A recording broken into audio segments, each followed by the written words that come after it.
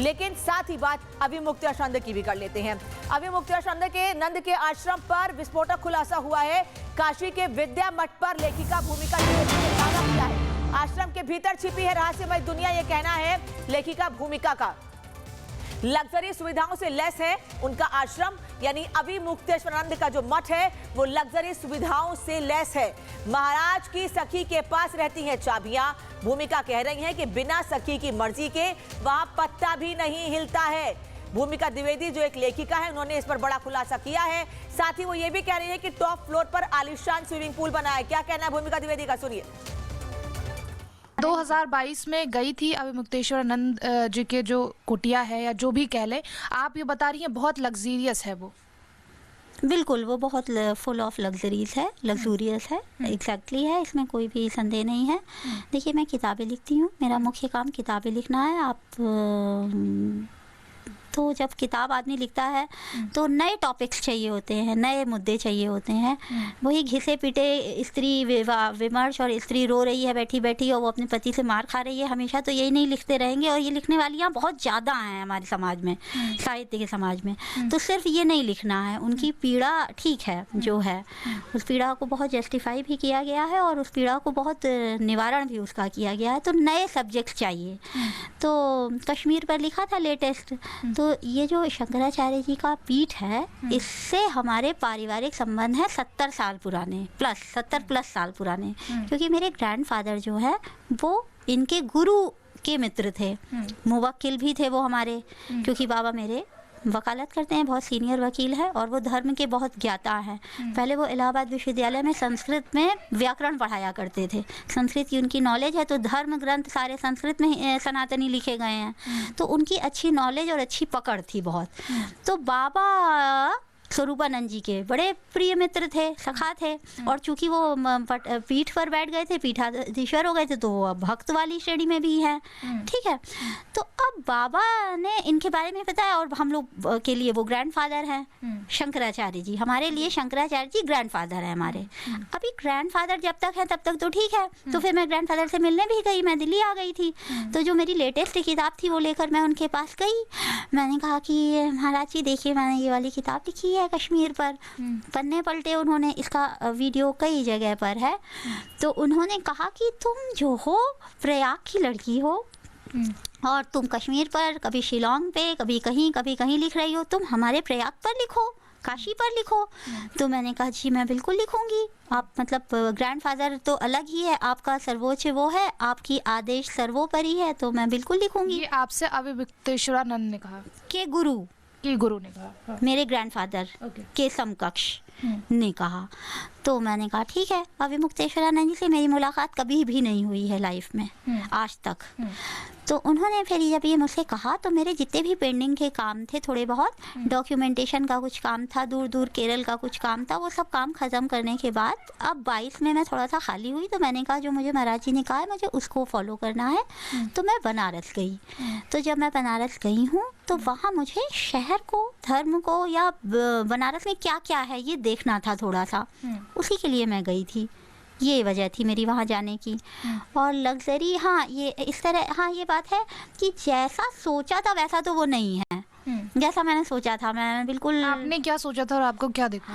मैंने ऐसा सोचा था कि वहाँ पे खूब सारी तुलसी होगी, फूल होंगे, खूब सारे फूल होंगे, ढेर सारे। वही गुड़हल का फूल देवी माँ को चढ़ता है वो होगा, कनेर बृहस्पति को इनको चढ़ता है, विष्णु भगवान को ये होगा। तुलसी के बड़े बड़े बगीचे होंगे, खूब फूल आते होंगे, फूलों की महक होगी, अगरबत्तियाँ चंदन की जल रही होंगी, इस तरह का। तो ऐसा एकदम नहीं माहौल है वहाँ पर, एकदम ऐसा नहीं है। वो पूरा माहौल जो है, पहला तो पूरा संगमरमर का बना है, कच्चा तो कहीं है ही नहीं। कच्ची ज़मीन आश्रम की वाली होती है जहाँ तक मुझे लगता है। तो वो पूरी संगमरमर की बनी हुई एक आलीशान कोठी है, शानदार सी। तो वहाँ पर दूसरा ही माहौल है, ये है। जैसा क्या स्विमिंग पूल भी आप बता रही हैं? है स्विमिंग पूल है, हाईएस्ट फ्लोर पर उसके स्विमिंग पूल है, खूब बड़ा सा स्विमिंग पूल है। 2022 में वो बहुत अच्छा सा था। अभी क्या हाल है, मैंने 2022 के बाद में वहाँ गई नहीं हूँ, तो मुझे आज की स्थिति नहीं मालूम। वहाँ पर और क्या कुछ आपने देखा? वहाँ पे मैंने बच्चों को देखा, पढ़ रहे हैं संस्कृत, और बड़े बच्चे भी हैं, और वहाँ वर्कर्स भी हैं, और वहाँ पे महिलाएं भी हैं, यही सब देखा। तो अभी मुक्तेश्वरानंद से आपकी मुलाकात उस टाइम हुई नहीं, वो थे नहीं वहाँ पर? मेरी मैंने अभी आपको बोला कि आज तक मेरी उनसे कभी मुलाकात नहीं हुई। वो उस वक्त वहाँ नहीं थे, वो अपने किसी और आश्रम में थे। मैं जब वहाँ गई तो मैं ये जानती भी नहीं थी कि वो यहाँ रहते हैं कि नहीं। ये बाद में पता चला कि वो अपने विश्राम के लिए यहाँ आया करते हैं। ये मुझे वहाँ जाकर वहाँ के मैनेजर ने बताया कि वो जब पूरी दुनिया से खाली हो जाते हैं, वो विश्राम के लिए, शयन के लिए यहाँ आते हैं। जो बाल यौन शोषण का आरोप उन पर लग रहा है, वो लग्जरी चीज़ें या फिर उनका महल देखकर आपको क्या लगता है? इस बारे में मैं कुछ भी बता नहीं पाऊंगी, क्योंकि मैंने अपनी आंख से तो ऐसा देखा ही नहीं, क्योंकि वो व्यक्ति वहाँ है ही नहीं जिस पर इतने आरोप लग रहे हैं। वो व्यक्ति वहाँ था ही नहीं। और अगर मेरे गैर हाजिरी में या मेरे आने से पहले या मेरे जाने के बाद वहाँ ऐसा कुछ हुआ हो तो उसके बारे में मैं कैसे आपको बता सकती हूँ? मुझे तो ऐसा किसी ने बताया है नहीं। लेकिन आप किताबें लिखती हैं, आप कह रही हैं कि आप एक्सप्लोर करती हैं स्टेट को, और आप बनारस भी गई एक्सप्लोर करने के लिए। जब आप उनके महल में पहुंची तो आपने जो एक्सप्लोर किया उससे देखकर आपको क्या लगा? उसे देखकर ये लगा कि यहाँ सीक्रेट्स बहुत है, बहुत रहस्यमय दुनिया है ये। यहाँ पर सारी चीज़ें जो है बहुत नहीं बताई जाना है, और जो शिष्य हैं उनको किसी से बात करने की परमिशन नहीं है। बस खाना खाते हैं, तो खाना भी जब हम लोग खा रहे होते हैं तो हम लोगों की लाइन अलग खाने की होती है, उनकी लाइन अलग होती है। तो उनको जैसे अगर साथ में बैठे हैं कि बच्चा इधर बैठा है, हाथ बोल के बात करेंगे, वो लोग सारे अलग लाइन में बैठेंगे, हम जो गेस्ट हैं हम अलग लाइन में बैठेंगे। तो उनसे हम लोगों को बहुत बातचीत करने नहीं, मिक्सअप होने तो इम्पॉसिबल है, बहुत कम्युनिकेट नहीं करने दिया जाता है, और उनके अपने पेरेंट्स से भी नहीं करने दिया जाता है। अगर वो एक बार दाखिल हो गए हैं तो फिर वो वहीं के हैं, फिर वो और किसी और एक्टिविटी में उन्हें जुड़ना अलाउ ही नहीं है। तो उनके पेरेंट्स ने कभी प्रयास किया है उनसे मिलने का, या फिर कुछ? कभी कभी पेरेंट्स आते हैं और गुड़ लेकर, क्योंकि सब गांव के और गरीब लोग हैं, बहुत ही गरीब लोग हैं, लाई लेकर, गुड़ लेकर ये सब आते हैं वो लोग, और इन लोगों के पैर छू के इनको बहुत सारा चढ़ावा भी चढ़ा कर जाते हैं, जो वो कर सकते हैं, क्योंकि मैंने कहा वो बहुत ही गरीब लोग हैं, ज़्यादातर बहुत ही पिछड़े हुए गाँव के एकदम अनपढ़ लोग हैं। अरे माई बाप आप हमारे बच्चे को खिला रहे हो, यही उनका उपलब्धि है सबसे बड़ी। तो क्या बच्चों को माँ बाप से मिलने देते हैं? सामने मिलो और जाओ, अलग से सेपरेट कभी नहीं। कोई बात नहीं करने देते? कभी नहीं, बात नहीं करना है, जो सामने है। जैसे कि लंच में मिले सब, तो अब लंच में मेरे पास कुछ तस्वीरें हैं जो हम लोग लंच कर रहे हैं, तो उसमें एक दो लड़कियां बैठी हैं, वो उनकी बहन है, वो जो बच्चा वहाँ पे पड़ा है उसकी बहन है, तो वो बहुत कोशिश कर रही है कि उससे बात हो जाए, लेकिन वो बात नहीं करेगा। और अगर बात करेगा, जैसे उसे काम मिला है कि थालियाँ उठाओ सबकी, थालियाँ उठाने का नहीं, कोई भी चीज़ बिछाओ उसको कि यहाँ बैठना है, तो उस बिछाने में वो अगर बच्चा आया और बहन से कोई बात हो गई और तुम ठीक हो और ये है वो, ऐसे कोहनी मार के हंसी वसी कर ली, बस कर ली, उसके बाद बात नहीं कर पाएंगे आप। लेकिन इतनी सख्ती आखिर क्यों है कि बच्चे अपने माँ बाप से ना मिल पाए, अपने कलीग से ना मिल पाए, अपने भाई, अगर उसका भाई सामने बैठा है उससे बात ना कर पाए? अब इसमें ना ये रहस्य है। आपने जो कहा ना कि आप अगर एक्सप्लोर बहुत करती हैं और आप एक साहित्यकार हैं, तो आपको क्या लगता है, तो यही रहस्य है, यही चीज़ तो रहस्य है। क्या कोई ऐसी भी जगह उस गुफा में है जहाँ पर आपको जाने से रोका गया हो और कहा गया हो स्पेशली कि अगर अपनी किताब आप छापती हैं तो ये मेंशन नहीं करना है? मैं विद्या मठ पर किताब लिखने नहीं गई थी, मैं बनारस पर किताब लिखने गई थी। विद्या मठ पर मैंने किताब लिखी भी नहीं है। मैंने असंगतियों पर, धर्म की विसंगतियों पर किताब लिखी है, जो मेरा वो भी धर्म की विसंगतियों पर है कि वहाँ क्या है। जैसे इसमें एक लाइन है, उसमें एक लाइन है, वो बहुत युवा लड़का है आनंद, वो उस पत्रकार लड़की से कहता है कि आपको मैडम भोजन मिल जाता है कलम से, हमें भोजन जब चाहिए तो हमें किसी का भोजन बनना पड़ता है, कईयों का। ये मैंने विद्या मठ के लिए नहीं लिखा है, ये मैंने काल्पनिक लिखा है, लेकिन मेरे दिमाग में, सबकॉन्शियस माइंड में, उस एक्सप्लोरेशन में कहीं ना कहीं ये बात रही होगी, तभी मैंने ये लिखा है। तो इसका भी ऐसा कुछ पत्रकारों ने कहा कहीं ना कहीं से वहीं से रिलेटेड है, जबकि ये मैंने नरेंद्र गिरी की जो हत्या हुई है वहाँ पर, या आत्महत्या हुई है या उन्हें प्रोवोक किया गया है आत्महत्या के लिए, वॉट एवर, क्योंकि वो तो CBI की जांच लगी है, अभी उसकी रिपोर्ट नहीं आई है फाइनल, तो उस पर सोच कर लिखा था। आनंद भी वहीं का ही विक्टिम है या कल्प्रिट है, वॉट एवर। तो अब यहाँ ऐसा कुछ हो रहा है कि नहीं हो रहा है, ये मैं नहीं, मेरा माइंड ये अभी समझ नहीं पा रहा है, क्योंकि बातें ट्रांसपेरेंट है नहीं। और अगर जांच हो रही है और ट्रांसपेरेंसी है, देखिए अगर रहस्य, अगर उन लोगों से बात करने नहीं दिया जा रहा है उनको, जो चीज़ है, इसका सकारात्मक पक्ष देखिए कि बच्चा पेरेंट्स से अटैच ना हो जाए, वापस जाने की जिद ना करने लगे। नकारात्मक पक्ष है कि क्या कुछ वहाँ पे गलत हो रहा है जो बच्चा बता ना दे। ये तो दोनों ही एस्पेक्ट्स हैं इसके। ये है, बच्चे और बच्चियाँ दोनों ही रहते हैं वहाँ। बच्चियाँ नहीं रहती, एक भी लड़की वहाँ नहीं रहती, एक भी बच्ची। वो बहन मिलने आई थी गांव से। अभी मुक्तेश्वरानंद को लेकर आप कह रही हैं उनकी कोई सखी भी है जिन्होंने आपसे बात भी की थी, क्या कुछ है उसके बारे में, क्या जानती हैं आप? ये है कि वो तो वही थी ही, वो तो मालकिन ही है उस मठ की, उनका पूरा आधिपत्य उन्हीं का ही है। वो आश्रम किसी का भी होता है, आप किसी के भी घर में जाइए, उस घर का head of member, head of family member, head of that society कोई होता है, तो उस पूरे मठ की तो मालकिन वही है। सब कुछ, सारी चाबियां उन्हीं के पास हैं, सब कुछ है। हाँ, मैंने उनसे ऐसे ही एक दिन प्रेम से मतलब पूछ लिया था कि आप उनकी माँ हैं कि पत्नी हैं, तो शायद उन्हें ये बात बहुत पसंद ही नहीं आई थी। उन्होंने कहा हम उनकी सखी हैं। तो मैंने कहा ओके, क्योंकि उनके रिलेटिव्स जितने भी हैं, सरयू पारी ब्राह्मण हैं, प्रतापगढ़ के ये लोग मूल रूप से रहने वाले हैं। मैं इनके परिवार को बहुत ज़्यादा लोगों को जानती हूँ।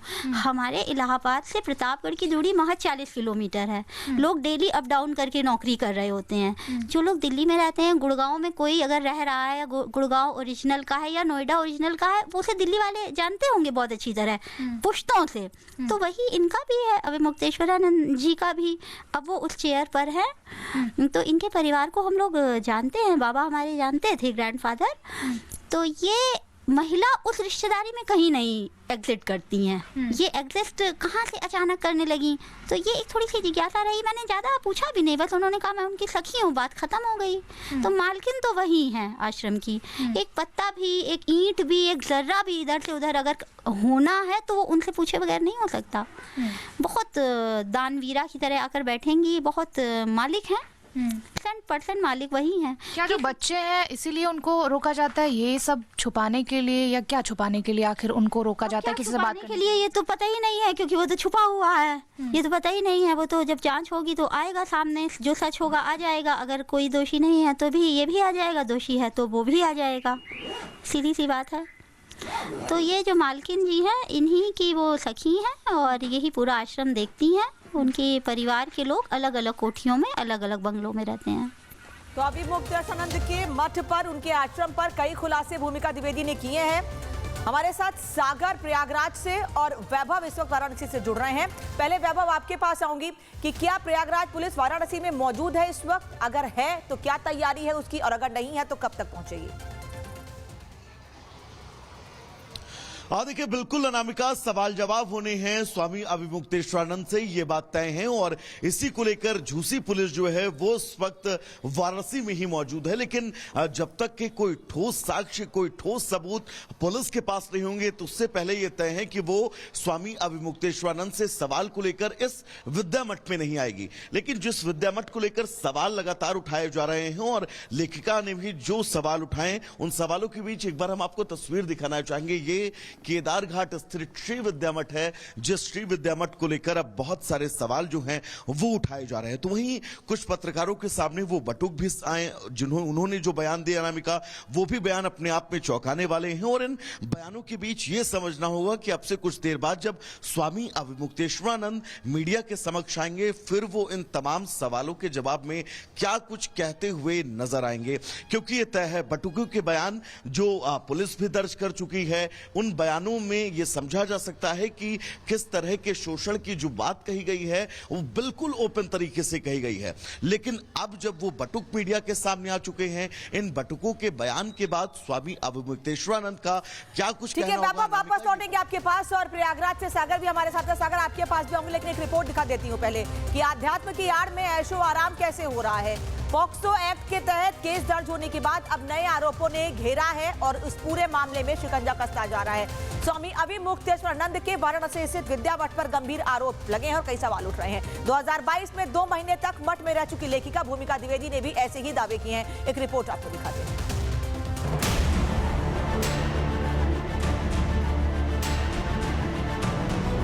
धीरे धीरे जो झूठ है ना उसकी उम्र ज़्यादा नहीं होती है, तो धीरे धीरे करके उसकी असलियत तो खुली जाएगी। नाबालिगों से यौन शोषण मामले में शंकराचार्य स्वामी अविमुक्तेश्वरानंद की मुश्किलें बढ़ती जा रही हैं। प्रयागराज पुलिस पूछताछ और संभावित गिरफ्तारी के लिए वाराणसी पहुंच सकती है। उन पर पॉक्सो एक्ट और बीएनएस की गंभीर धाराओं के तहत झूसी थाने में मामला दर्ज है, जिसमें उम्र कैद तक की सजा का प्रावधान है। वाराणसी का विद्या मठ, जहां अध्यात्म और साधना की सादगी की अपेक्षा की जाती है, लेकिन अब आरोप है कि यहां अध्यात्म से ज्यादा हाई प्रोफाइल लाइफस्टाइल, और अब इसी मठ पर लग रहे हैं गंभीर आरोप। लेखिका भूमिका द्विवेदी का दावा है कि साल 2022 में वो यहां करीब 2 महीने तक रुकी थी। उनका कहना है कि वे काशी और प्रयाग पर शोध के लिए आई थी और उन्हें प्रोत्साहन मिला था स्वरूपानंद सरस्वती से, लेकिन मठ के भीतर जो उन्होंने देखा उसने उनकी धारणा बदल दी। और लग्जरी, हाँ ये इस तरह, हाँ ये बात है कि जैसा सोचा था वैसा तो वो नहीं है। जैसा मैंने सोचा था, मैं बिल्कुल। आपने क्या सोचा था और आपको क्या देखा? मैंने ऐसा सोचा था कि वहाँ पे खूब सारी तुलसी होगी, फूल होंगे, खूब सारे फूल होंगे, ढेर सारे। वही गुड़हल का फूल देवी माँ को चढ़ता है वो होगा, कनेर बृहस्पति को इनको चढ़ता है, विष्णु भगवान को ये होगा। तुलसी के बड़े बड़े बगीचे होंगे, खूब फूल आते होंगे, फूलों की महक होगी, अगरबत्तियाँ चंदन की जल रही होंगी, इस तरह का। तो ऐसा एकदम नहीं माहौल है वहाँ पर, एकदम ऐसा नहीं है। वो पूरा माहौल जो है, पहला तो पूरा संगमरमर का बना है, कच्चा तो कहीं है ही नहीं। कच्ची ज़मीन आश्रम की वाली होती है जहाँ तक मुझे लगता है। तो वो पूरी संगमरमर की बनी हुई एक आलीशान कोठी है, शानदार सी। तो वहाँ पर दूसरा ही माहौल है। भूमिका का आरोप है कि मठ के अंदर आध्यात्मिक सादगी नहीं बल्कि लग्जरी का माहौल है। एसी से लैस कमरे, एलईडी टीवी, महंगे कालीन और आलीशान हॉल। उनका दावा है कि मठ परिसर में एक स्विमिंग पूल भी है। इतना ही नहीं, कुछ गुप्त और रहस्यमय कमरों की भी बात कही गई। आरोप है कि इन कमरों का नियंत्रण कथित तौर पर स्वामी जी की सखी के पास है और वहां आम लोगों की एंट्री नहीं होती है। भूमिका द्विवेदी ने खुलासा किया कि मठ में कथित लग्जरी सुविधाएं हैं, स्विमिंग पूल की मौजूदगी, गुप्त कमरों का भी दावा, सीमित लोगों की एंट्री। बिल्कुल, वो बहुत फुल ऑफ लग्जरीज है, लग्जूरियस है, एग्जैक्टली है, इसमें कोई भी संदेह नहीं है। जैसा क्या स्विमिंग पूल भी आप बता रही हैं? है स्विमिंग पूल है, हाईएस्ट फ्लोर पर उसके स्विमिंग पूल है, खूब बड़ा सा स्विमिंग पूल है। 2022 में वो बहुत अच्छा सा था। अभी क्या हाल है, मैंने 2022 के बाद में वहाँ गई नहीं हूँ, तो मुझे आज की स्थिति नहीं मालूम। पहले से ही यौन शोषण और पॉक्सो एक्ट के तहत दर्ज मामले में स्वामी अविमुक्तेश्वरानंद की मुश्किलें बढ़ा दी। इन आरोपों ने वाराणसी के धार्मिक और सामाजिक गलियारों में हलचल भी मचा दी। पहले से ही यौन शोषण और पॉक्सो एक्ट के तहत दर्ज मामले ने विवाद को गंभीर बना रखा है और अब इन नए आरोपों ने जांच की दिशा को और पेचीदा बना दिया है।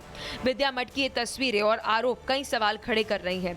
क्या यह आध्यात्मिक संसाधन की सच्चाई है या फिर आरोपों की राजनीति? सच क्या है, ये जांच के बाद ही साफ होगा, लेकिन फिलहाल विवाद की आंच तेज है।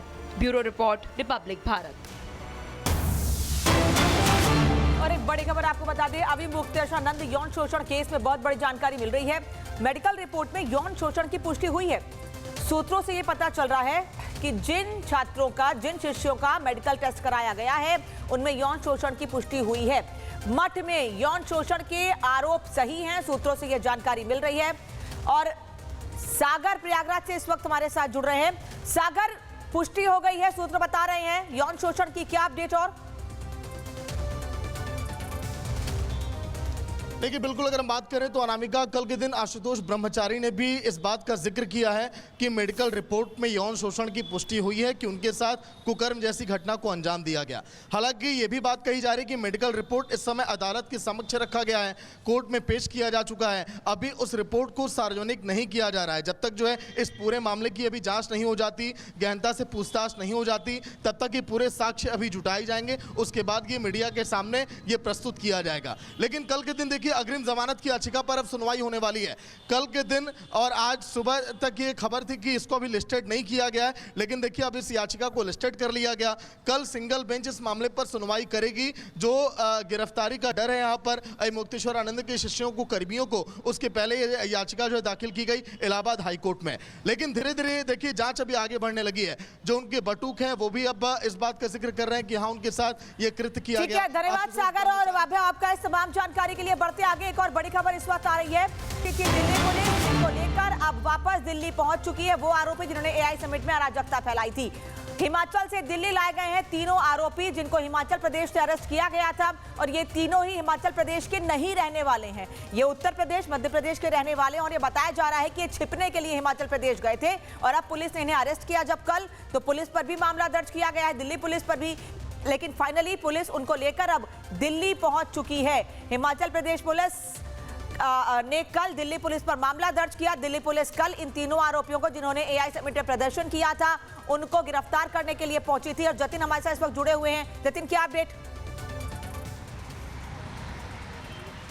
बिल्कुल, देखिए तीनों ही आरोपियों को दिल्ली लेकर आ चुकी है क्राइम ब्रांच की टीम, दिल्ली की सीमा में दाखिल हो चुकी है और अब से कुछ ही मिनटों बाद जो हमें जानकारी मिल रही है तकरीबन 1 बजे के आसपास तीनों जो आरोपी है, ये जो मेरे पीछे आप आईएससी क्राइम ब्रांच का दफ्तर देख रहे हैं, इसी दफ्तर में जो टीम है वो पहुंचेगी और आगे का जो इन्वेस्टिगेशन, जो लीगल ओपिनियन है वो दिल्ली पुलिस इस पूरे मामले में लेगी। क्राइम ब्रांच दफ्तर के बाहर की आप तस्वीरें देख लीजिए, सिक्योरिटी को यहाँ पर खड़ा किया गया है, किसी को भी अंदर जाने की इजाजत नहीं है। पैरामिलिट्री फोर्सेज के जवान आपको यहाँ पर तैनात नजर आएंगे। उसके अलावा चाणक्यपुरी पुलिस का जो स्टाफ है उसकी भी डिप्लॉयमेंट यहां पर की गई है। दूसरी तरफ मैं आपको तस्वीरें दिखा दूं, अगर जरूरत पड़ेगी तो इन बैरिकेड्स का भी इस्तेमाल किया जाएगा क्योंकि यूथ कांग्रेस के जो अध्यक्ष है उदय भानु वो भी इसी क्राइम ब्रांच के दफ्तर में है और पूरे मामले की जांच जो कि क्राइम ब्रांच को सौंप दी गई थी, तो इसी कड़ी को जोड़ते हुए जो तीनों आरोपी इस पूरे मामले में गिरफ्तार किए गए हिमाचल से, उनको भी सबसे पहले क्राइम ब्रांच जो दिल्ली पुलिस की टीम है वो इसी चाणक्यपुरी में क्राइम ब्रांच बने रहिए। एक और बड़ी खबर आ रही है, शिमला से कल हैरान करने वाली तस्वीर सामने आई जहां पुलिस की 2 अलग टीमों के बीच भिड़ंत हो गई और हालात ऐसे पैदा हो गए कि वहां आमना सामना पुलिस का हुआ।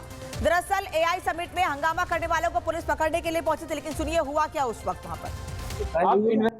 दिखाता हूँ, मैं आपको एफआईआर दिखाता हूँ। एक मिनट सर, इन्वेस्टिगेशन आप मीडिया के सामने कराते हैं। एक मिनट, इन्वेस्टिगेशन आप मीडिया के सामने कराते हैं। आप ट्रायल मीडिया करता है, एक पुलिस वाला बोल रहा है सर, मैं सेइंग दिस सर, मैं ये नहीं कह रहा।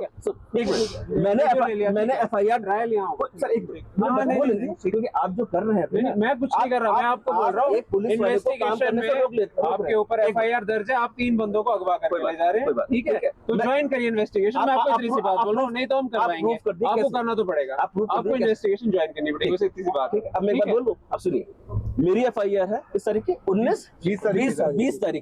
20 तारीख की एफआईआर में अरेस्ट मैंने किया आज मॉर्निंग में, ठीक है, जिसमें कि ऑलरेडी अरेस्ट हो चुके हैं 9 लोग अरेस्ट हो चुके हैं, उनके ऑलरेडी पीसी रिमांड आ चुके हैं।